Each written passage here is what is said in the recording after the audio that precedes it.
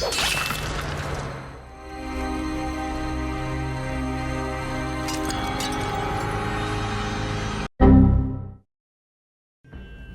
get back to the past. Samurai Jack.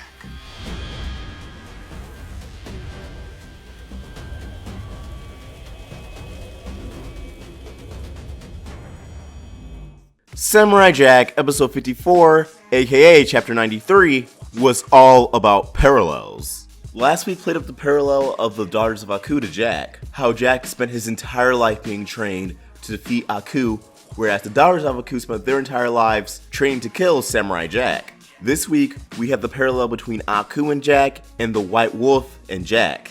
And man, the contrast between both were pretty amazing. Serves as a testament to how amazing not only the show is, but how Gendy Trabakoski and his team is. Now, before I get into the meat of this review, two things I want to acknowledge. One, the opening. Gendy stated that the theme song would be updated to reflect the current HD visuals. However, it seems like the opening from last week is now our new intro, which I'm not opposed to. I'm just shocked because the original theme song is still the end credits theme. It's like it never changed.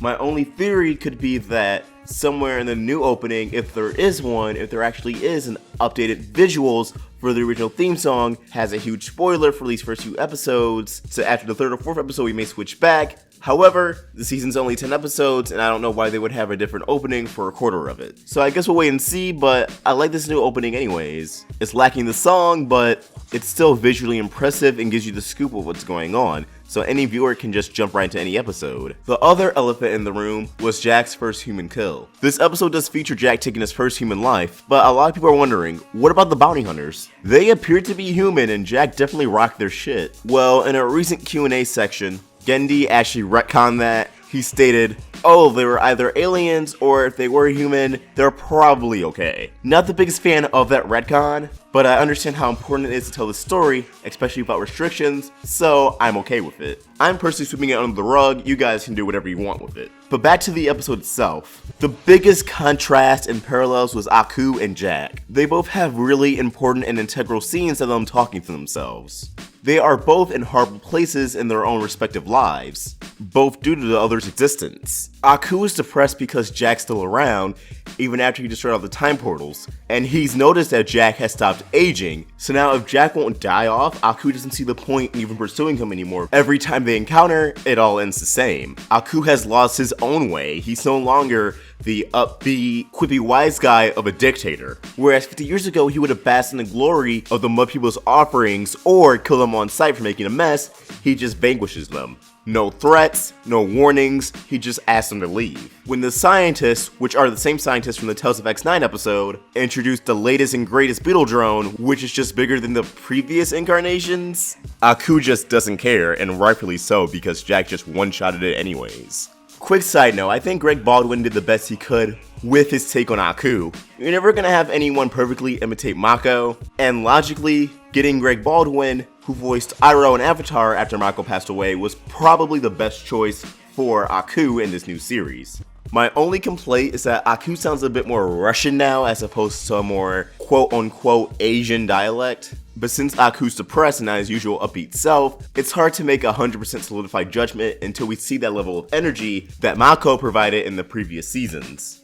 What I really enjoyed is how they kept Aku's comedy, and how great of contrast it serves to Jack's more serious crisis, where Aku is giving himself counseling dressed up in a sweater vest, khakis, and even dress shoes. Even sporting glasses, Jack's talking to himself by seeing his old reflection, who's being rather hard on him, saying that Aku has destroyed every way home and that he's tired of this. He's tired of this existence. He doesn't want to be trapped here anymore, and he believes the only honorable thing to do at this point is suicide. That it would just be way easier to be free of it all. Let himself get killed. That maybe there's a breaking point to the countless of times Aku has sent minions after Jack. And it was just very intriguing seeing the villain and his existential crisis being played off as comedic and honestly very lighthearted, while Jack, the protagonist, the hero of the story, one of the many animated icons of my childhood, is contemplating suicide. Jack's confrontation with himself concludes with seeing that silhouette on a horse again.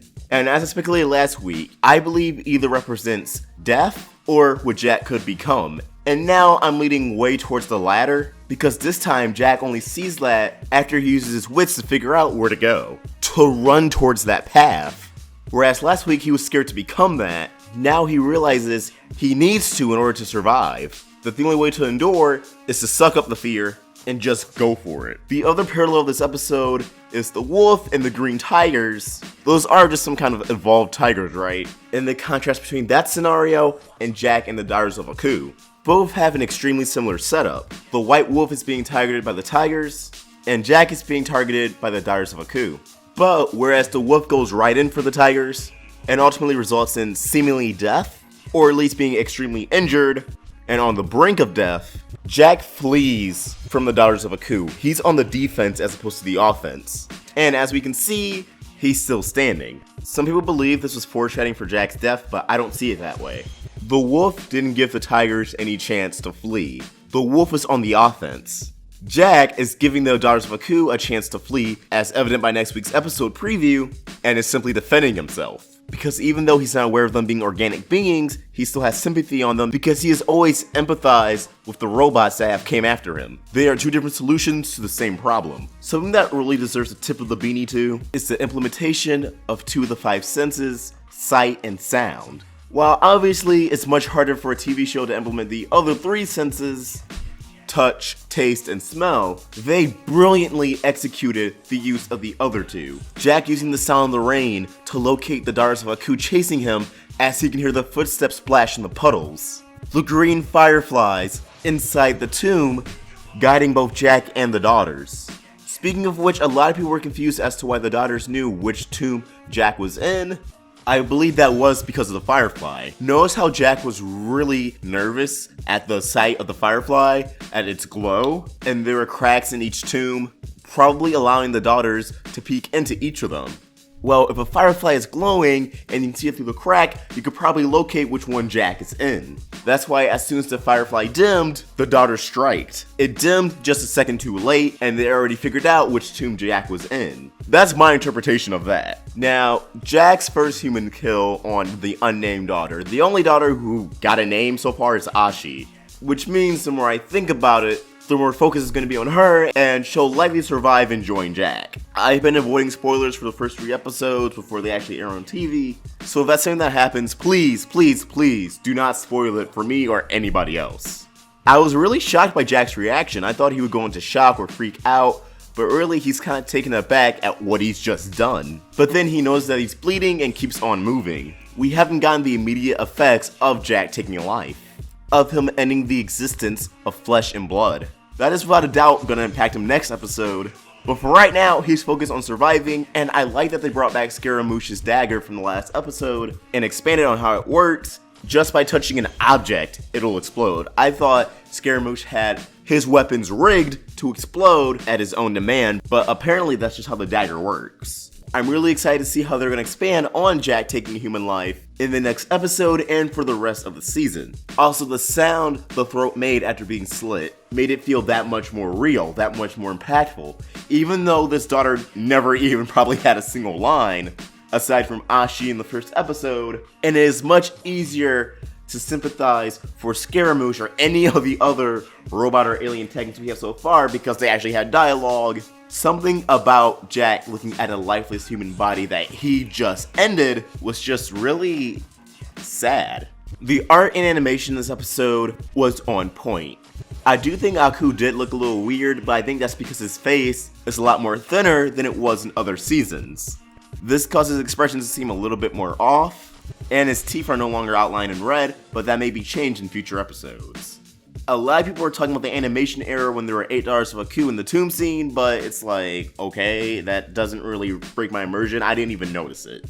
The music was phenomenal. It really carried the episode. Whether if it was the music playing during Aku's little moment, or the main attraction of the episode, the music in the tomb chase, it all blew me away, and it made the experience that better. They also expanded on Jack's lack of a sword, and Aku does not know that Jack has lost his sword, contrary to what I thought last week, possibly that Jack lost his sword in a big climactic battle with Aku. This is not the case, And that makes a lot more sense as to why Aku's suppressed, because he believes Jack still has a sword, and he can't get rid of Jack if Jack's key to defeating Aku is literally right there in the palm of his hands.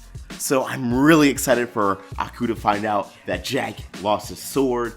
I'm hoping that will be the return of energetic Aku. Like, the moment he realizes it, he just goes from 0 to 100. That's definitely gonna happen, right? And then it's gonna be a full-on race to the sword, right? All in all, a really phenomenal episode. Even though last week was an amazing and strong start to this revival, this episode blew that out of the water entirely. Also, they still haven't sworn yet. Granted, like the series' original run, it's not super dialogue heavy, but I appreciate that. However, these are just my thoughts, and I want to hear yours, so please comment down below. Did you enjoy this episode as much as I did?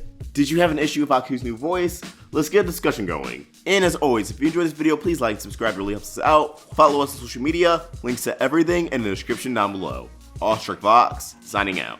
This video has been powered by Patreon. If you want to give us some more support, head to patreon.com/roundtablevids, become a patron, and get some awesome perks. Thanks for watching another video on the Roundtable.